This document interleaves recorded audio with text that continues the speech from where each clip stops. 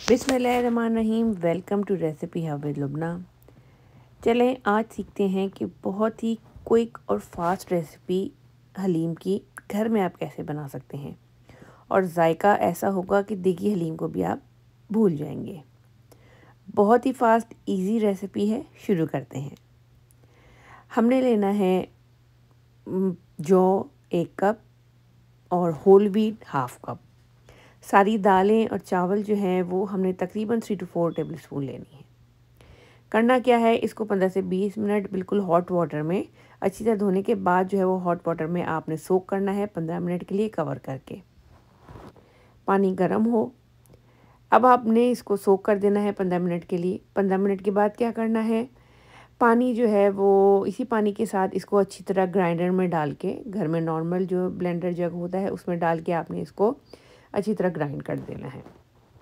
इसके बाद हम क्या करेंगे, इसको डालेंगे प्रेशर कुकर में और प्रेशर कुकर में डालने के बाद इसको हमने शुरू में आपने एक दफ़ा हाई फ्लेम करनी है। जब एक विसल हो जाए उसके बाद बिल्कुल लो फ्लेम पर तकरीबन इसको 20 मिनट्स के लिए आपने बिल्कुल लो फ्लेम पर कुक करना है।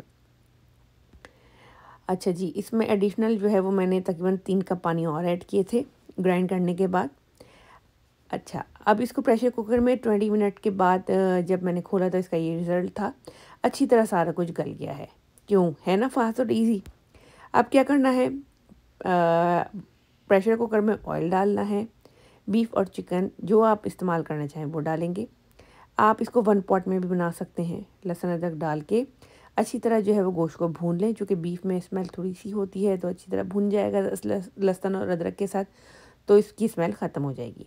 सारे मसाले जो जितने भी ड्राई मसाले हैं वो आपने इसमें ऐड करने हैं। मैंने लिस्ट दे दी है और मैं डिस्क्रिप्शन में भी सारे इंग्रेडिएंट्स लिख दूँगी।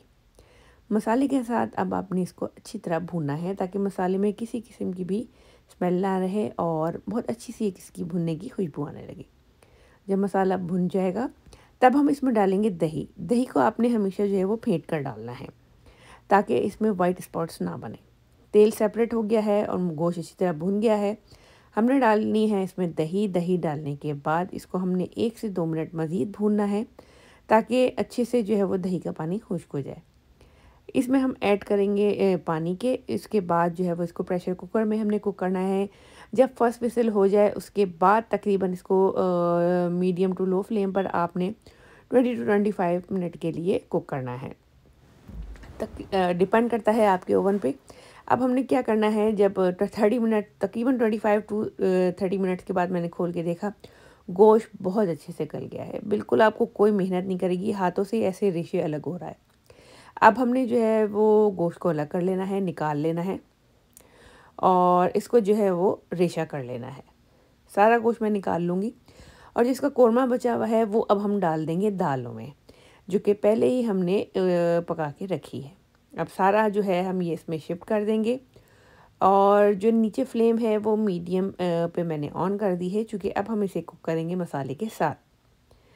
अच्छा जी, अब हमने इसको जो है वो तकरीबन अब इसको लगेंगे 45 to 50 मिनट।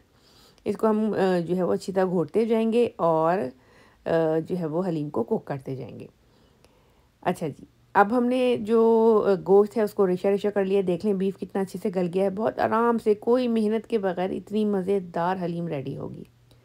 गोश्त ऐड करें और 2 बड़े साइज़ की जो प्याज है उसको फ्राई करके लाइट ब्राउन क्रिस्पी सा, और उसको अच्छी तरह से हाथों से क्रश करके इसमें ऐड कर दें।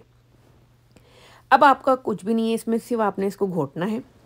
सारी चीज़ें गली हुई हैं, सारी चीज़ें मैश हैं। इसको गाढ़ा होने तक पकाना है। जब इसमें बबल बनने लगेंगे और ये जो है वो पॉप अप होके बाहर आने लगेगा, समझ लें कि आपका हलीम रेडी है। तो ज़बरदस्त किस्म का जो है वो हलीम गाढ़ा हो गया है, रेशेदार हो गया है, बहुत मज़े का हो गया है, बग़ैर किसी झंझट के और बहुत ही कम टाइम में। तो इसको सर्व करें। इसके ऊपर डालें आपने फ्राइड अनियन, पुदीना, लेमन और इसको एंजॉय करें।